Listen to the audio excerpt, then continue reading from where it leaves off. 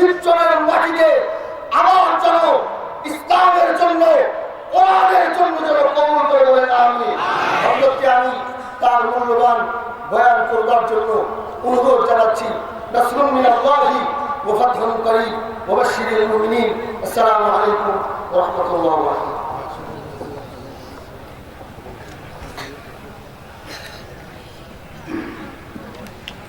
السلام عليكم ورحمة الله وبركاته. وعليكم السلام.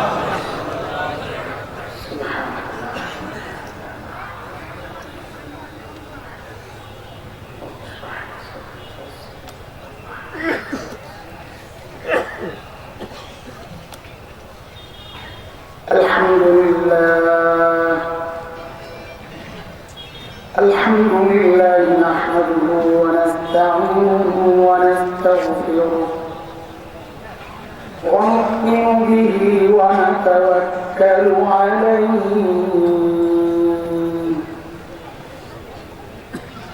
ونعوذ بالله من شرور أنفسنا ومن سيئات أعمالنا. من يهده الله فلا مضل له ومن يضلله فلا هادي له. وأشهد أن لا إله إلا الله وحده لا شريك له. وأشهد أن سيدنا وسندنا وحبيبنا ومولانا محمدا عبده ورسوله. اللهم صل على محمد وعلى آل محمد كما صليت على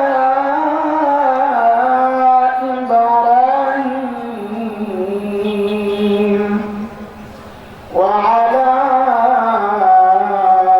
آل إبراهيم إنك حميد مجيد. اللهم بارك على محمد وعلى آل محمد كما باركت على إبراهيم وعلى آل إبراهيم إنك حميد مجيد. أما بعد فأعوذ بالله من الشيطان الرجيم. بسم الله الرحمن الرحيم.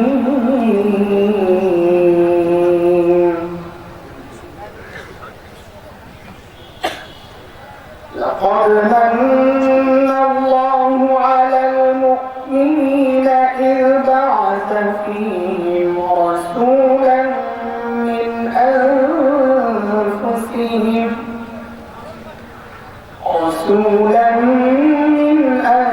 أنفسهم يتلو عليهم آياته ويزكيهم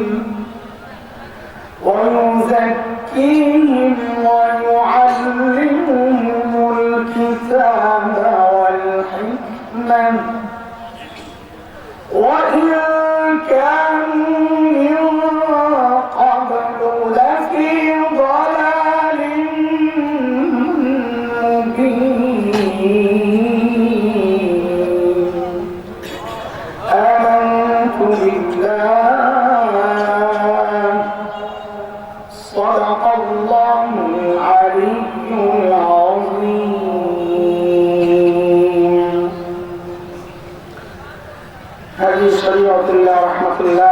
এই প্রতিষ্ঠিত বাংলাদেশ ফরাইজি আন্দোলনের আজকের মাসিক ইজতিমা উপস্থিত হযরত উলামায়ে কেরাম, মুরব্বিয়ান আযম, দূর দূরান্ত থেকে আগত ইসলাম প্রিয় সুরী সমাজ, প্রিয় ছাত্র ভাইরা, আল্লাহ সুবহানাহু ওয়া তাআলার অশেষ মেহেরবানি, করুণা, দয়া, যে মালিক দিন এই মজলিসে আমাদেরকে একত্রিত করেছেন, এতে করে বোঝা যায় মালিক আমাদের ভালো চান। কোরআনুল কারীমের মধ্যে আছে আল্লাহ যাকে চান দিন বুঝা, দিন মানার মানসিকতা তাকেই দান করেন, এবং যাকে এই নিয়ামত আল্লাহ দেন তো আল্লাহ বলেন ওই বান্দা সারাক্ষণ আমার স্পেশাল নূরের আওতায় থাকে। সূরা জুমারের মধ্যে আছে أفمن شرح الله صدره للإسلام فهو على نور من ربه فويل للقاسية قلوبهم من ذكر الله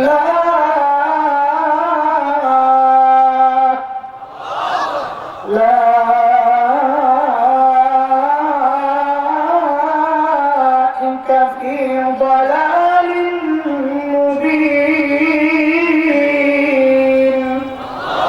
এই আয়াতের মধ্যে রব্বুল কারীম এই কথাগুলো বলেছেন যে মহান মালিক এই নিয়ামত আমাদেরকে ধন্য করলেন, এই মালিকের শুকরিয়া আদায় করি আলহামদুলিল্লাহ।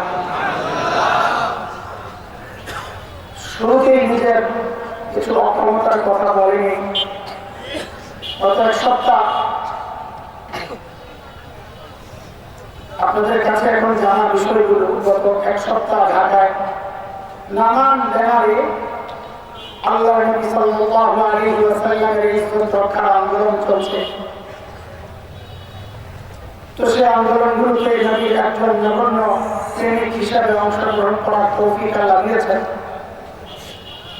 আসলে কিছু ময়দান আছে যেখানে ঢুকলে ভুলে যায় যে বয়স হয়েছে, দাড়ি পাকছে, চুল পাকছে, এখন আর আগের ওই অবস্থানে ভুলে যায়। আর বাচ্চাদের মতো কাজ করা শুরু করে, স্লোগান টোগান লাফানিকা বাড়ি যা আছে, তো বলা ভাইয়া একদম নাই। এর মধ্যে আজকে জুমার মতো ছিল অবস্থা খারাপ, নিজের খারাপ হয়ে গেলে খুব চিনলে। জুমার পর আবার মিছিল বের করছি আমার এলাকার সব মসজিদের ইমাম সাহেবদেরকে নিয়ে, মুসল্লিদেরকে নিয়ে বিশাল মিছিল। ওই মিছিল করে মিছিলের নিজের স্লোগান বক্তব্য দিয়ে দোয়া করে মিছিল শেষ করে আপনাদের দিকে রওনা হচ্ছে। কিন্তু আস্তে আস্তে একটা বয়ানকে ঠিক করছিলাম, কিছু আয়াত মাথার মধ্যে রেখা এটাকে সাজাইতেছিলাম, গুছাইতেছিলাম, যেন একটা গুছানোর কথা বলা যায়। এটা আমাদের চেষ্টা থাকে কোথাও গেলে একটা গুছানোর কথা যেন মানুষকে বলা যায়, মানুষ যেন বুঝে। এই চেয়ারে বসার আগ পর্যন্ত ওইটাই ছিল মাথায়, যে বয়ান ওইটাই করবো, সেটা গুছায় রাখছে। কিন্তু আমার ভাই আমাকে বসায় দিয়ে নিজে মাইক নিয়ে কিছু বললেন বিষয়টা তা না, বরং দাঁড়ায় যেন আমার বয়ানের যে লম্বা টাইমের প্রস্তুতি ওই পুরাটা সুইচ বন্ধ করে আরেকটা অন করে দিচ্ছে। এখন তো আমার মুখ ঘুরে গেছে, এখন তো আমি আমার নদীর সামনে কথা বলবো। মাকসাদ তো ছিল আরেকটা ইসলামী মজলিস, ইসলামী কথাবার্তা, নিজের ইসলামের জন্য। কিন্তু এখন তো সুইচ একটা বন্ধ হয়ে গেছে। আমার নবীর শান আর মান, মুসলমান নবী চিনেনই আপনারা, নবীকে চিনেন না, তার প্রমাণ আপনার মাথা। আপনার মাথা বলে আপনি নবীকে চিনেন না, আপনার মুখ বলে আপনি আপনার নবীকে চিনেন না, আপনার গায়ের জামা বলে আপনি আপনার নবীকে চিনেন না, আপনার বিবির পোশাক বলে আপনি আপনার নবীকে চিনেন না। যদি চিনতেন তাইলে এই হালত আপনার হয় না। সমস্যা? আমার নবীকে ছাইরা তুমি কোন দিকে গেছো? আল্লাহ তাআলা আমাদেরকে কত নিয়ামত দিয়েছেন বলেন তো? আমার সাথে কথা বলা লাগবে। আচ্ছা, কথা কেন বলবেন একটু বুঝায় বুঝে আস্তে আস্তে আগাই। আপনাদের তো তাড়াহুড়া নেই, আমার না তাড়াহুড়া আছে। কোন সময় নদী পার মুশকিল হয়ে যায়। আজকে বাড়ি বেদ থেকে আসছে, বলছি ব্রিজ হওয়ার পর আগে না বাপরে বাপ যে কষ্ট আসার যাওয়া, আসার পর একটা শান্তি মজা কিছু ইস খাওয়া যায়, এছাড়া অনেক কষ্ট। আমার সাথে সাই দিতে হবে, নাহলে আমার বয়ান আসবে না। বলা ভাঙ্গা আপনাদের এলাকায় দৌড়ায় কি দিয়া বলেন তো? হাত দিয়া না পাও দিয়া? পাও দিয়া দৌড়ায়। ও মাশাআল্লাহ, তো ঢাকার সাথে মিল আছে। আচ্ছা, এই যে খালি মাঠ, এখানে কাউকে যদি ছেড়ে দেওয়া হয়, তুই দৌড় মার, স্পিডে দৌড়, খুব স্পিডে দৌড়ে ওই পাশে যাওয়ার পর তাকে তার হাত দুইটা বেঁধে দেওয়া হয়, হাত বন্ধ। এখন তাকে বলা হলো যে আগের মতো স্পিডে ফেরত যা। পারবি? কেন পারবে না? পাও তো খোলাই, হাত দিয়ে দৌড়ায়। হাত বন্ধ রাখলে দৌড়ে স্পিড কেন কমে যায়? বলে আসলে হাত দৌড়ায় না ঠিক, পাও যখন দৌড়ায় তখন হাতগুলোর সাথে সাথে নড়ে চলে আর বলে দোস্ত তুই একা না, তোর সাথে কিন্তু আমরাও আছি। ওইটা বললেই পাও চলার মধ্যে গতি পায়। তো বক্তা তো পায়ের ভূমিকাই রাখবে, আপনার একটু হাতের ভূমিকা নিলে আমার পায়ের গতি বেড়ে যাবে ইনশাআল্লাহ। রাজি আছি ইনশাআল্লাহ? তো বলেন আল্লাহ আমাদেরকে কত নিয়ামত দিচ্ছেন? অনেক। কত? অসংখ্য, অনেক না। কি বলেন? কি গণে শেষ করে যাবে। সূরা নাহল, সূরা ইব্রাহিম, দুই জায়গায় আল্লাহ এই কথা বলেছেন, وَإِن تَعُدُّوا نِعْمَةَ اللَّهِ لَا تُحْصُوهَا إِنَّ الْإِنسَانَ لَظَلُومٌ كَفَّارٌ।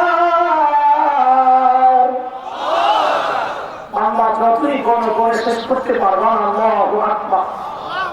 কিন্তু এর মধ্যে সব নিয়ামতের পজিশন কি এক না বড় ছোট আছে? বড় ছোট আছে না? তো সবচেয়ে বড় নিয়ামত গুলা কোরআনের বর্ণনা ভঙ্গি থেকে বড়রা বের করেছেন। সবচেয়ে বড় নিয়ামত বলে কোরআনের সব নিয়ামত যেগুলো উল্লেখ আছে, একটা শব্দ একটু ব্যতিক্রম পাওয়া গেছে দুইটা নিয়ামতের ক্ষেত্রে। ওই জায়গায় আল্লাহ তাআলা শব্দ মান ব্যবহার করেছেন। মান মানে দয়া করা। আর খোটা দেওয়ার ক্ষেত্রে আরবিতে ব্যবহার করা হয় মান, খোটা দিচ্ছে। তো আল্লাহর সামনে খোটা দেওয়া শব্দটা বেমানান। এই জন্য আমরা বলবো আল্লাহ অনুগ্রহ প্রকাশ করেছেন। ভাই, খোটা কখনো ছোট নিয়ামতের ক্ষেত্রে দেওয়া হয়। ধরেন আপনি একজনকে 100 টাকা দিয়েছেন, আবার তাকে 1 লক্ষ দিয়েছেন, তা আপনি যখন খোটা দিবেন কি বলবেন? তোরে একদিন 100 টাকা দিচ্ছেন, এটা বলবেন না? বলবেন তোকে একদিন 1 লক্ষ দিয়েছি, কোনটা বলবেন? বুঝা গেল আল্লাহ যে নিয়ামতের ক্ষেত্রে মান ব্যবহার করেছেন, বুঝা গেল ওই নিয়ামতগুলো বান্দার জন্য আল্লাহর পক্ষ থেকে সবচেয়ে বড় নিয়ামত। এর মধ্যে একটা সূরা হুজুরাতের শেষ দিকে আসছে, শেষ আয়াতের আগের আয়াত। মালিক বলতেছেন يَمُنُّونَ عَلَيْكَ أَنْ أَسْلَمُوا قُل لَّا تَمُنُّوا عَلَيَّ إِسْلَامَكُمْ بَلِ اللَّهُ يَمُنُّ عَلَيْكُمْ أَنْ هَدَاكُمْ لِلْإِيمَانِ إِن كُنتُمْ صَادِقِينَ। এই জায়গায় আল্লাহ বলছেন, বান্দা আমি তোমাকে ঈমানের নিয়ামত দিয়েছি, একটা বড় নিয়ামত। আমি আয়াতের তর্জমা করি নাই, এই আয়াত দ্বারা বোঝা যায় ঈমানের নিয়ামত একটা বড় নিয়ামত। এই একটা পাইলাম। আরেকটা আমি খুতবায় যে আয়াতে কারিমা তিলাওয়াত করছি, আরেকটা নিয়ামত আল্লাহ বলছেন لقد من الله على المؤمنين إذ بعث فيهم رسولا من أنفسهم يتلو عليهم آياته ويزكيهم ويعلمهم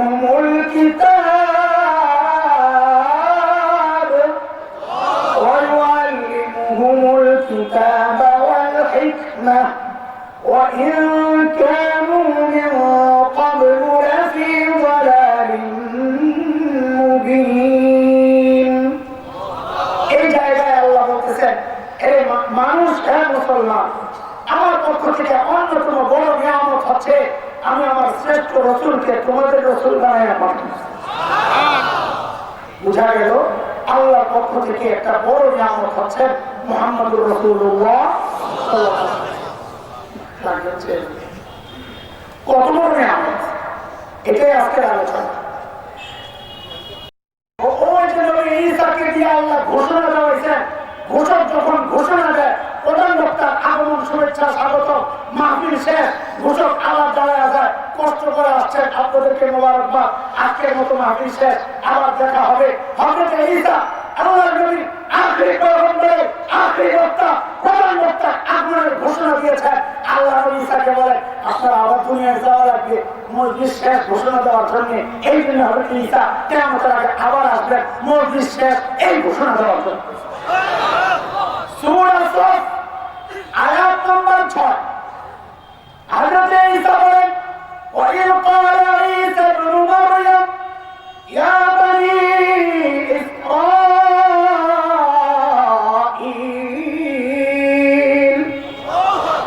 إِنِّي رَسُولُ اللَّهِ إِلَيْكُمْ مُصَدِّقًا لِمَا بَيْنَ يَدَيَّ مِنَ التَّوْرَاةِ ومبشرا برسول يأتي من بعدي اسمه أحمد الله أكبر হযরত ঈসার বক্তব্যের মধ্যে দুইটা পয়েন্ট, তাই মনোযোগ আসেনি ভাইবেন না, খালি আপনাদের কাহিনী শোনাইতেছি না, কাহিনীর মধ্যে বহু প্রশ্নের উত্তর পাওয়া যাবে ইনশাআল্লাহ, বহু প্র্যাকটিস ফল হবে ইনশাআল্লাহ। ইনশাআল্লাহ দুইটা পয়েন্ট। এক নাম্বার, নবী ঈসা বলতেছেন ও বনি ইসরাঈল, আল্লাহ আমাকে তোমাদের রাসূল বানায়া পাঠাইছেন। এই কথাটা আমার সাথে 3 বার বলা লাগবে, কারণ এটা আমার ইনজেকশন, একটা ইনজেকশনের সুই। 3টা ইনজেকশন দেব না, একটা ইনজেকশনের সুই এটা। বলেন আমার সাথে, ও বনি ইসরাঈল, আল্লাহ আমাকে তোমাদের রাসূল বানায়া পাঠাইছেন। আল্লাহ ও বনি ইসরাঈল, আল্লাহ আমাকে তোমাদের রাসূল বানায়া পাঠাইছেন। আবার ও বনি ইসরাঈল, আল্লাহ আমাকে তোমাদের রাসূল বানায়া পাঠাইছেন। আমি সময় মতো যখন ইনজেকশন দেওয়ার সময় আসবে তখন বলবো ভাই আমার সুইটা দাও, মনে থাকবেন ইনশাআল্লাহ। এই যে হলো সুই, এই কথাটাই সুই, আমার ঘরে থেকে দেখবেন ইনজেকশনটা জায়গা মতো ঢুকে দেবে ইনশাআল্লাহ। রাখেন এটাকে। হযরত ঈসার দ্বিতীয় কথা, প্রধান বক্তা এসে বসছে, ওর নাম কি? ওর নাম হলো আহমদ। নাম কি?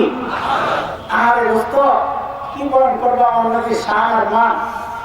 আমার নবীর 2টা নাম, এক হচ্ছে আহমদ আর এক হচ্ছে আমার। তো এলেন কালাম নাই, কিন্তু শুধু এই 2 নাম নিয়ে যদি নাড়াচাড়া দিই তো সারা রাত যাবে না। নাড়াচাড়া দিলে ঘরে গ্রাম ভাই হয়। আল্লাহু আকবার। যেমন নবীর এক নাম মুহাম্মদ সাল্লাল্লাহু আলাইহি ওয়াসাল্লাম।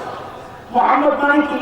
প্রশংসিত, অনেক বেশি প্রশংসিত। বলেন তো, অনেক বেশি প্রশংসিত হচ্ছে মুহাম্মদ। আল্লাহ আমার নবীর কি আজীব এক নাম রাখছেন। কাফেররা, বুখারীর রিওয়ায়াত আছে, কাফেররা বাজারে হাতে হাতে যায় নবীকে বদনাম করে। কি বলে? এই মুহাম্মদ পাগল, জাদুকর, তার কাছে কিন্তু যাইবা না। তো পাবলিক বলে কি মুহাম্মদ মানে তো অতি প্রশংসিত, যে অতি প্রশংসিত মানুষটা আবার পাগল হয়ে চলে লাগছে। এরা আবার বৈঠক বসছে, বৈঠক বসে বলে যে এই নাম তো বলা যাবে না। কেন? সারাদিন বদনাম করি, লোকে বলে যে প্রশংসিত সে আবার পাগল কেন হয়, নাম পাল্টা। ঠিক আছে পাল্টা, কি রাখা যায়? বলে মুজাম্মাম। নাম কি? মানে অধিক নিন্দিত। ঠিক আছে, এটা চালায়, এটা হিট। বাজারে যায় বলে এই শোনো শোনো, একজন মানুষ আছে মুজাম্মা, তার কাছে যাইবে না, সে বললাম পাগল। পাবলিক জিজ্ঞেস করে মুজাম্মাম কেডা? এখন আবার মুজাম্মাম চেনে না, লাস্টে আরেক বিপদ। আল্লাহু আকবার। আল্লাহ আমার নবী এত চমৎকার নাম বানাইছেন। এই শয়তানেরা সারাদিন বসে বসে আমার নবীর বদনাম করতে থাক। লাস্টে যখন জিজ্ঞেস করবি এই কার বদনাম করলি, ওই যিনি অনেক বেশি প্রশংসিত। সত্যি আপনার একটা পাগল, অনেক বেশি প্রশংসিত, আবার তার বদনাম হয় কেন? অথচ আল্লাহ তাআলা তার নবী দুশমনদের কি নাম রেখে রাখছেন অটোমেটিক? ওই যে ফ্রান্সের প্রেসিডেন্টের নাম কি? ম্যাক্রো না? আরবিতে লেখছে বেশি হয়ে গেছে মাকরু। কি হয়ে গেছে? মানে অপছন্দনীয়। এবার আপনি সারাদিন বসে বসে প্রশংসা করে, লাস্টে জিজ্ঞেস করবে ভাই তুমি কার প্রশংসা করলা? বলে মাকরু যাবে। আরে আমার নবী আরেক নাম আহমদ। আর কি চমৎকার নাম আল্লাহ বানাইছে। আহমদ মানে অধিক প্রশংসাকারী। মাকামে মাহমুদের মধ্যে সাজদায় পড়ে শাফাআতে কুবরার জন্য আমার নবী আল্লাহর এমন এমন প্রশংসা করবেন, নবী বলেন ওই শব্দে কোনোদিন কেউ প্রশংসা করে না আর করবেও না। অথচ নামটা দেখেন কি সুন্দর করে আল্লাহ সাজাইছে। আল্লাহ নবীকে দুনিয়ায় পাঠাইছেন ইবাদত শেখানোর জন্য। কিসের জন্য? বলো ইবাদতের মধ্যে সবচেয়ে দামি ইবাদত কোনটা? কোনটা? আল্লাহ আমার নবীর নামটা দিয়া ওই নামাজটাকে সাজাইছেন। সুবহানাল্লাহ। আরে কোনদিন চিন্তা করছুনি? দেখো আহমদ লেখছে প্রথম অক্ষর আলিফ, কি 2 নাম্বার হা, 3 নাম্বার কি মিম, 4 নাম্বার কি দাল। একটা পিছিয়ে দাঁড় করে দিলে বেশি বোঝা যাইতো। আপনি যখন নামাজে দাঁড়ান যেন আহমদের আলিফটা দাঁড়ায় রয়েছে। আপনি রুকুনে দেখেন, রুকুনে দেখেন পুরা হায়ের কথা বলছে, হায়ের কথা। সাজদায় যান পুরা মিমের মাথা। সুবহানাল্লাহ। যেই না আত্তাহিয়াতুস সূরাতে পড়বেন দেখেন পুরো একটা দাল বসে আছে। ঠিক আছে কথা? আরে ভাই সবচেয়ে সেরা ভাষা কোনটা? দামি ভাষা কোনটা? ইন্টারন্যাশনাল ভাষা কোনটা? ইংরেজি কয় ক্যালারে? যে এই জগতে মনে করে শেষ জগৎ, তার কাছে ইংরেজি ইন্টারন্যাশনাল ভাষা। আমরা যারা আখিরাতে বিশ্বাস করি আমাদের কাছে আরবি ইন্টারন্যাশনাল ভাষা। কেন কেন কেন? তোমার ওই ঘোড়া টিমের ইংরেজি 2 হাত মাটির নিচে গেলি তো আছো, জিজ্ঞেস করবে না কিছু তারা হুয়ারিউ কি জিজ্ঞেস করবে? মার রাব্বুকা। কাজী মাটির নিচে আরবি ছাড়া কিছু চলে না। আমার আরবি ভাষা মাটির নিচেও চলে, উপরেও চলে, আসমানের উপরেও চলে, জান্নাতেও চলবে ইনশাআল্লাহ। আল্লাহ তাআলা এই দামি ভাষাটাকে আমার নবীর নাম দিয়ে সাজাইছেন। ওইকে নিয়ে বলে নবী একটা একটা নাম নাও। দেখো আরবি একটা অক্ষর নবীর নামের প্রথম অক্ষর। তুমি আরবি থেকে ইয়া পর্যন্ত দেখো, যদি আলিফ টান দাও আমার নবী আহমদ, যদি বা টান দাও আমার নবী বশীর, যদি তা টান দাও আমার নবী তাকি, সবচেয়ে বড় মুত্তাকি, যদি সা টান দাও আমার নবী আস-সাকি, ধ্রুব তারা যার সাথে কারো তুলনা নেই, যদি জিনকে টান দাও আমার নবী জামিল, সবচাইতে সুন্দর, যদি হাকে টান দাও আমার নবী হামিদ, সবচেয়ে বেশি প্রশংসাকারী, প্রশংসিত, যদি হাকে টান দাও আমার নবী খাতামুন নবিয়্যিন, যদি দালকে টান দাও আল্লাহ কোরআনে তো বলেছেন ওয়াদাইয়ান ইলাল্লাহ, যদি দালকে টান দাও আমার নবী জাকি, সবচেয়ে বড় মেধাবী, যদি ওরাকে টান দাও আমার নবী রাহমাতুল লিল আলামিন, যদি যাকে টান দাও আমার নবী জাহিরুল জান্নাহ, জান্নাত খুলে খুলে সব দেখছে, যদি সিনকে টান দাও আমার নবী সাইয়্যিদুল বাশার, আমার নবী সাকিয়ে কাউসার, যদি সিনকে টান দাও আমার নবী শাফিউল মুজনিবিন, অপরাধীদের জন্য আল্লাহর আদালতে সুপারিশ করনেওয়ালা, যদি সাদকে টান দাও আমার নবী সফিউল্লাহ,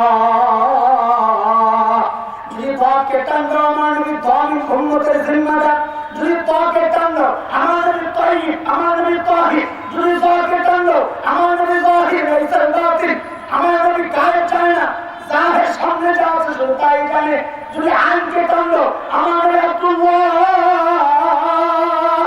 যদি গায়নকে টান দাও গুয়ুর মানে আত্মমর্যাদা, নবী বলেছেন আনা আবিয়ারু মিনকুম, তোমাদের মধ্যে সবচেয়ে আত্মমর্যাদা আমার, যদি ফাকে টান দাও আমার নবী ফারিক বাইনাল হক ওয়াল বাতিল, হক বাতিলের চূড়ান্ত পার্থক্যকারী, যদি কাফকে টান দাও আমার নবী কারিউল কুরআন, জগতের সর্বপ্রথম কোরআনের তেলাওয়াত করেওয়ালা, যদি কাফকে টানলো আমার নবী কাফিরুল উম্মাহ উম্মতের জিম্মাদার, যদি লামকে টানলো আমার নবী আইয়ুবুশ শয়তান শয়তানের সবচেয়ে বড় নিন্দাকারী, যদি মিমকে টানলো আর আমার নবী মুহাম্মদ, আমার নবী মাহবুব, আমার নবী মনসুর, আমার নবী মুজাম্মিল, আমার নবী মুদ্দাসসির, আমার নবী মুস্তাফা সাল্লাল্লাহু আলাইহি ওয়াসাল্লাম, যদি নুনকে টানলো আমার নবী নবীর, যদি ওয়াওকে টানলো আমার নবী ওয়াকিল উম্মাহ, যদি হাকে টানলো আমার নবী হাদি লিল আলাম, যদি হামজাকে টানলো আমার নবী আল আমিন, যদি ইয়াকে টানলো আর মালিক কত মায়া করে ডাক দিয়েছেন ইয়াসিন।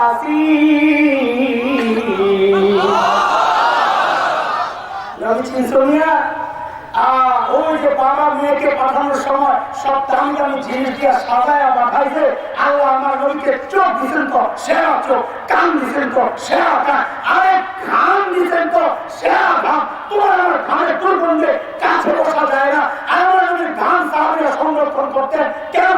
বিয়ের মজলিসে একটু ছেড়ে দিলে গোটা মজলিস গ্রামে মুমু করতো। এইভাবে যদি বলতে থাকি নবীর শ্রেষ্ঠত্ব, তো রাক্ষসের সবাই ইঞ্জেকশন দেওয়া লাগবে না, খালি চকলেট খাওয়াই তোমাদেরকে বিদায় দেওয়া লাগবে। চলেন ভাই, বেশি দেরি করা যাবে না, একটা ইঞ্জেকশনে ঢেকে দেয়, এক জায়গায় টেস্ট লাগছে, সেটা কোনটা বুঝলাম, কিন্তু একটা জিনিস বুঝে আসে না হুজুর, কোনটা বল? বলে মেয়ের বাবা বিয়ে দেওয়ার সময় তো দেখবে ছেলে বাড়ি ঠিক আছে না, দেখবে না, কিন্তু আল্লাহ তো নবীরে পাঠানোর ক্ষেত্রে এটা দেখে নাই। বলে কেন দেখেন নাই? কেন দেখেন নাই? ওই কারণ দুনিয়ার মধ্যে সবচেয়ে সুন্দর এলাকা কাশ্মীর, সুইজারল্যান্ড, ওই সমস্ত দেশগুলো, আল্লাহ আমার নবীকে কাশ্মীরে এত সুন্দর জায়গায় না পাঠাইয়া, সুইজারল্যান্ডে না পাঠাইয়া পাঠাইলেন জাজিরাতুল আরবে, না পানি আছে, না ফল আছে, ফসল আছে, বৃক্ষ লতাহীন, জলশূন্য, বালুকাময় জায়গা, এমন জায়গায় কেন পাঠাইলেন? প্রশ্ন যাবে কি যাবে না? এটা মনোযোগ দিয়া 100 মনোযোগ লাগবে, আসলে মনোযোগ। আবার ঘুমাইছে কে হাত তোলানো লাগবে না, 100 মনোযোগ আছে ইনশাআল্লাহ। একটু সূক্ষ্ম বিষয়, মনোযোগ দিয়া বুঝতে কিন্তু মজা জিনিস। আল্লাহ আমার নবীকে পাঠাইছেন জাজিরাতুল আরবে। কোথায়? জাজিরাতুল আরবকে বিশ্ব মানচিত্রের মধ্যে যদি দেখেন তো দেখবেন 3 দিকে শূন্য, 3 দিকে লোহিত সাগর, আরব সাগর দিয়া ঘেরাও করা, 3 দিকে শূন্য। একদিক দিয়া সিরিয়া, জর্ডান, ইরাক, ওই দিক দিয়ে একটু মাটির সাথে সংযুক্তি আছে, একদিক দিয়ে লেগে আছে, 3 দিক দিয়ে শূন্য। ঠিক মানুষের ভেতরে যে হাত কলমের যে অবস্থা, 3 দিকে শূন্য, একদিকে লেগে আছে। এই জন্য জাজিরাতুল আরবকে বলা হয় জিওগ্রাফিক হার্ট, মানচিত্রের হার্ট। এটা আল্লাহ আমার নবীকে হার্টের মধ্যে পাঠাইছেন। কেন? এটা বোঝার জন্য আরেক জায়গায় যাওয়া লাগে। আমার নবী দুনিয়ায় আসার আগ পর্যন্ত গোটা দুনিয়ার দার্শনিকরা বলতো, গ্রিক দর্শক, রোমান দর্শক, বেবিলিয়ন দর্শক, মিশরীয় দর্শক, ইরাকি দর্শক, পারস্য দর্শক, সমস্ত দার্শনিকদের বক্তব্য ছিল মানুষকে নিয়ন্ত্রণ করে তার ব্রেন। কে? সর্বপ্রথম গোটা দুনিয়ার দার্শনিকদের বিরুদ্ধে ওই মরু সর্দার দাঁড়ায় বললেন, না, মানুষকে তার ব্রেন নিয়ন্ত্রণ করে না, মানুষকে নিয়ন্ত্রণ করে তার হাত। কে? নবী ঘোষণা দিলেন, আলা ইন্না ফিল জাসাদি মুদগা ইযা সালুহাত সালুহাল জাসাদু কুল্লু ওয়া ইযা ফাসাদাত ফাসাদাল জাসাদু কুল্লু আলা ওয়া হিয়াল কলব। এই আমার উম্মত, শরীরের ভিতরে একটা গোস্তের টুকরা আছে, ওইটা যদি ঠিক করা যায় গোটা বডি ওকে, ওইটা পছন্দ ধরলে গোটা বডিতে পছন্দ ধরা যায়। আল্লাহ তাআলা আমার নবীকে দুনিয়ার হাতে কেন পাঠাইলেন? ও নবী, আপনি তো বিশ্ব নবী, গোটা দুনিয়ার নবী, আপনি হাতের মধ্যে মেহনত করেন, হাত ঠিক হয়ে গেলে গোটা দুনিয়ার বডিটা ঠিক হয়ে যাবে। আজকের দুনিয়ার বাস্তবতা হচ্ছে ওই হাত, ওই আরব বিশ্বের শাসক, আরব বিশ্বের জনগণের মধ্যে পচন ধরেছে, এই জন্য গোটা দুনিয়ায় ইসলামের অবস্থা 12টা হচ্ছে।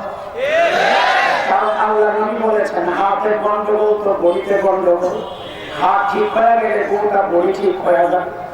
এইবার বুঝেন আল্লাহ আমার নবীকে হাতে কেন পাঠাইছেন, মাঝখানে কেন পাঠাইছেন?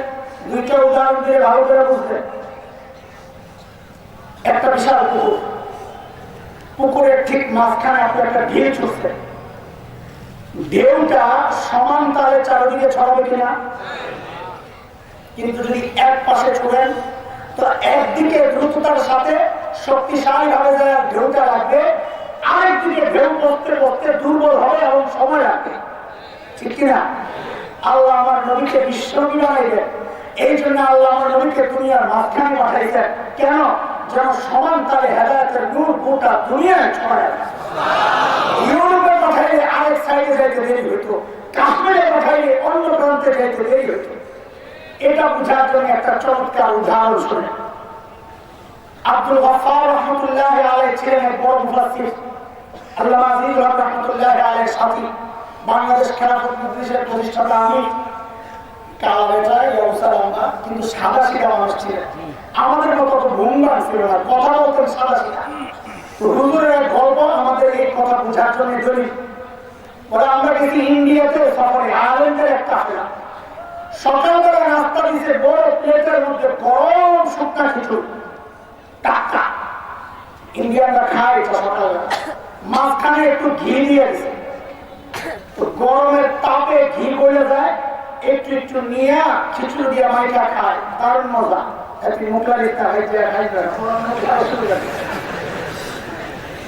মাঝখানে ঘি, তো ঘি তো বলে একদম তেলের মতো হয়ে গেছে গরম তাপে। পশ্চিম কোনটা?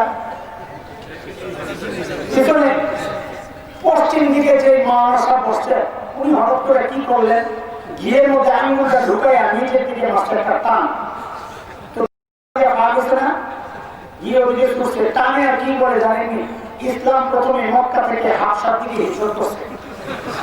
ঘিয়ে বানাইছে ইসলাম ওই মাঝখানে, আর মক্কা থেকে হাবশা হচ্ছে পশ্চিম দিকে। আজকের দুনিয়ার মানচিত্রে লোহিত সাগরের পশ্চিম পা ইথিওপিয়া, ইউরোপিয়া যে অঞ্চল, নবী যুগের হাবশা টান মাসে মানে বলে ইসলাম প্রথমে মক্কা থেকে হাবশার দিকে হিজরত করছে। ঘি তো সৃষ্টি সব হাবশার দিকে। পূর্ব দিকে যে মাওলানা বসছেন, উনি আর দেরি করেন নাই, ঘিয়ের মতো আঙ্গুল দিয়ে নিচের দিকে টান মাসে বলে এরপর ইসলাম মক্কা থেকে মদিনার দিকে হিজরত করছে। পূর্ব দিকে মদিনা। আব্দুল গাফফার সাহেব বলে কারবারটা দেখছো, ঘি তো সব হাবশাওয়ালা মদিনাওয়ালা খাইয়া ফেলবে, আর আমি আর দেরি করি নাই, হাতাগুলো বসে ঘিটারে পুরো খিচুড়িতে মাত্রা আমার বললাম, এরপর ইসলাম গোটা দুনিয়ায় ছড়াইয়া গেছে। এইবার বুঝে আসছে আল্লাহ ইসলামের দুনিয়ার মাঝখানে কেন পাঠাইছেন, যেন ঘিয়ের ভাগ তুমিও একটু পাও, নাহলে তো হাবশাওয়ালা মক্কাওয়ালা খাইয়া মদিনাওয়ালা খাইয়া তোমার জন্য আর বাকি থাকতো না। এগুলো সব চকলেট, এমন ইঞ্জেকশন শুরু হয়ে যায়।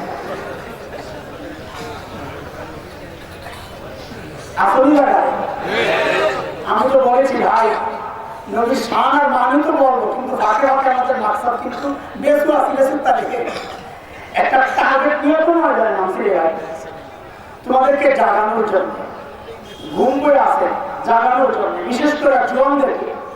পিতা তোরাই থাকে, বুড়া করে পিঠে দেবো, আমি কিছু ভাগে পাবো বলে জোয়ান তো লিডার এটা, কারণ বুড়া করে পিঠে দিতে মায় লাগে। আমরা যখন দেওবন্দে করি, আব্দুল হাসান ভাই সহ 96-97 যে সালগুলো হঠাৎ ঘর পাকড় শুরু হয়েছে। তো লালবাগে পড়তো আমাদের এক সাথী, লালবাগ থেকে গেছে, আমরা তো হরিয়াবাদ থেকে গেছি। ইয়ামুটা একদম আফ্রিকান লাগে, তো ছাদে ঘুমায়। কেন বলে পুলিশ যদি রেড দেয় তো ছাদ থেকে ফাল দিয়ে করে যখন মরে যাবো, তখন পুলিশের হাতে ধরা দেবো না। কি ধরনের ভাই বলে, ভাই তোদেরকে পাইলে পিটাইতে মায়া পড়বে। আমি তো খুব চিন্তা চাকনা ছিলাম, তোদেরকে পিটাইতে মায়া পড়বে, এদের পিটাই কি করবে, আমার পিঠে মজা পাই বলেছে। ঠিক আমার তখন মনে করছে যে আল্লাহ তাই তো কারবার ফিটিং হয়েছে ভালো, দেওয়ান লোকে মনে ফিরিস্তারা পিঠে মজাটা তাই বলে।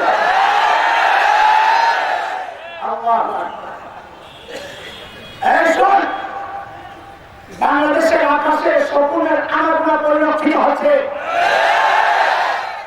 উত্তরবঙ্গ পার্বত্য অঞ্চল লক্ষ লক্ষ খ্রিস্টান মিশনারি, তারা লক্ষ লক্ষ মুসলমানকে ধোকা দিয়া ভুলভাল বুঝাইয়া কোরআনের অপব্যাখ্যা দিয়া হাজার হাজার নয় লক্ষ লক্ষ মুসলমানকে খ্রিস্টান বানায় ফেলতে। আমরা গেলাম দিনাজপুর, এক জায়গা দাওয়াতি কাফেলা, মুরতাদ ভাইদেরকে দাওয়াত দিয়া ইসলামে ফেরত আনার জন্য মিশনারিদের পক্ষ থেকে পুলিশকে নোটিশ করা হলো। ঢাকা থেকে কিছু মৌলবি আসছে, এদের মতি বেশি ভালো লাগে না, গন্ডগোল লাগতে না। পুলিশ আমাদেরকে ডাকে, ভাই আপনারা কারা, কি জন্য আসছেন? বললাম ভাই আমরা নিরীহ প্রাণী, আসছি আমাদের ভাইদেরকে দাওয়াত দেওয়ার জন্য যারা মুরতাদ হয়ে গেছে, অমুসলমান। খেয়াল করে শুনে, পুলিশ আমাদেরকে একটা প্রশ্ন করেছিল। ওই প্রশ্নটা যখন আপনাদেরকে শোনাবো তখন দেখবেন আপনাদের মাথায় ঘুরবে যে হাত কথা তো ঠিকই আছে। কি প্রশ্ন?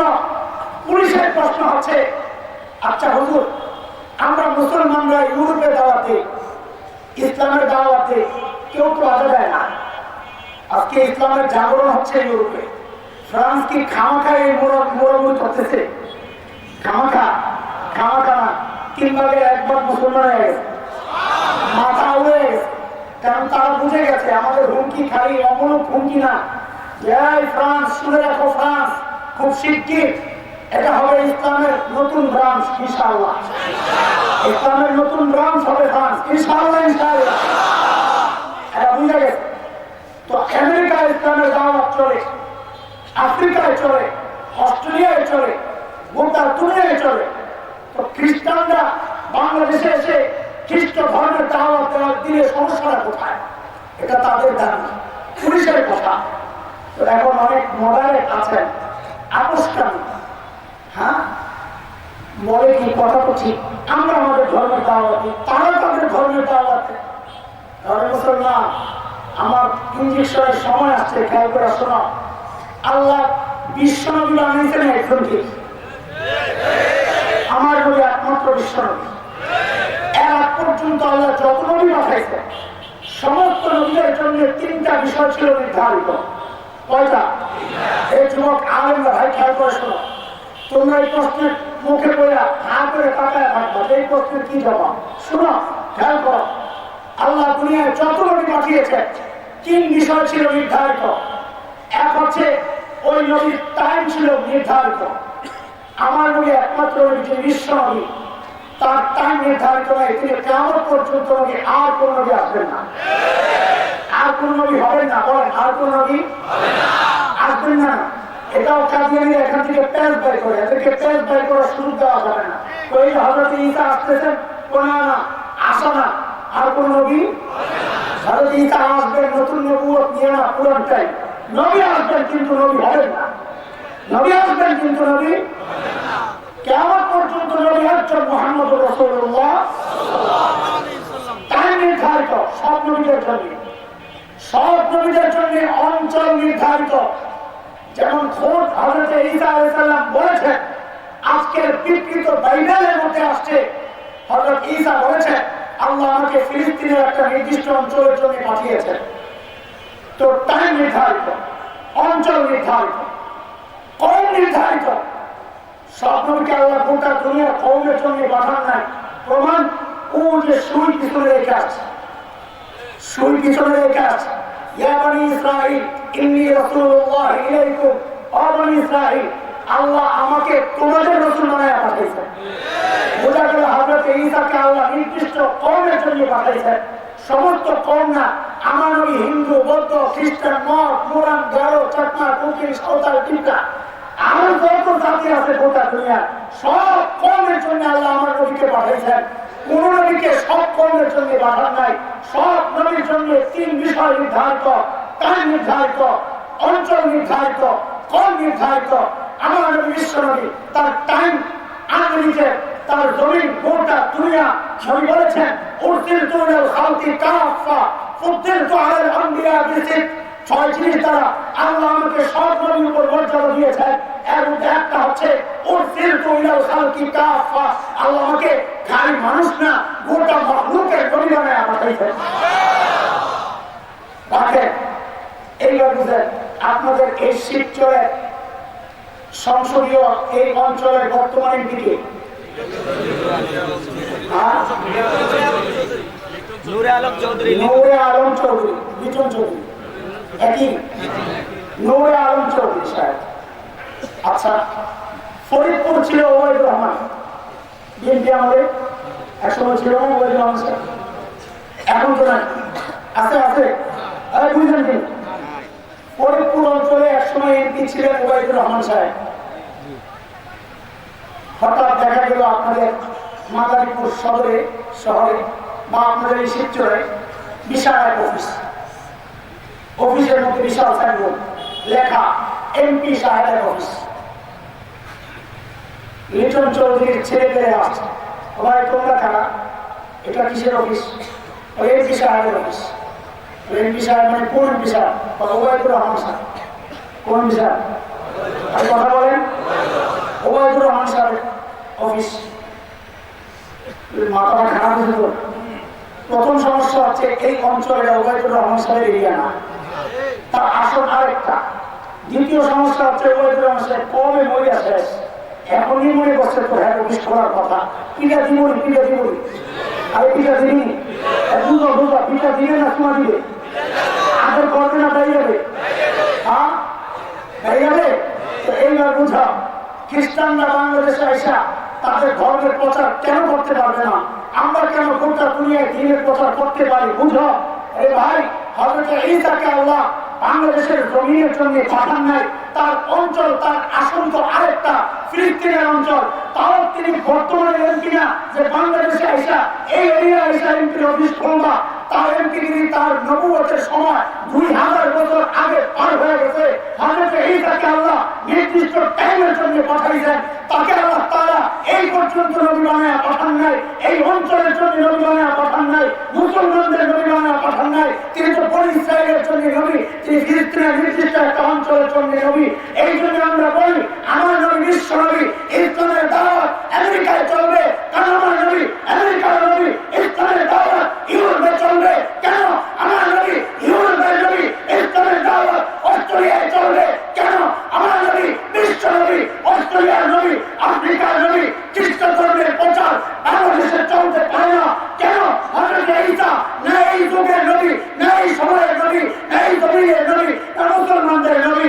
আমরা তোদেরকে পিটায়া দেশ থেকে বিদায় করে নেই, শুকরিয়া আদায় কর। কথা বলতে